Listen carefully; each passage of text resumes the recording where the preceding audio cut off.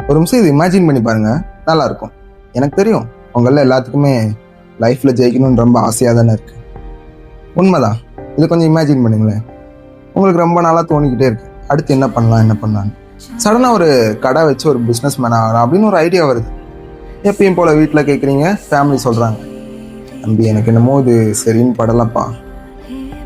உங்கள் ரிலேட்டிவ்ஸையும் கேட்குறீங்க, இல்லைப்பா எனக்கு தெரிஞ்சவங்க நிறைய பேர் இதில் லாஸ் ஆகிருக்காங்க, வேணாம் அதெல்லாம். இருந்தாலும் எனக்கு நம்பிக்கை இருக்குன்னு நீங்கள் இறங்குறீங்க.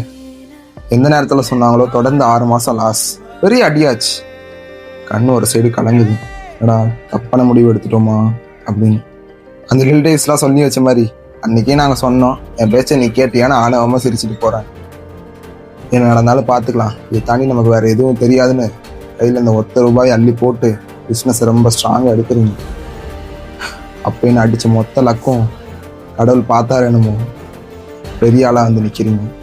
சிரிச்சவங்களா, தம்பி ஒரு 500,000 கடன் கிடைக்குமா அப்படின்னு கேட்க ஆரம்பிச்சிட்டாங்க. இதாங்க லைஃப். இதுக்கு பேர் தான் வேர்ல்டு. நம்மளால் லைஃப்பில் ஜெயிக்கணும்னா ஒரு செகண்ட் வரும், நீங்கள் இந்த இடத்துல ஸ்டார்ட் பண்ணாமல். அதில் ஜெயிக்கிறதுலாம் பெரிய விஷயம் இல்லை.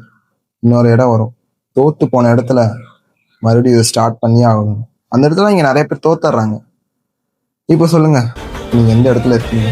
ஆனால் எந்த இடத்துல இருந்தாலும் இதை விட்டுறாதீங்க.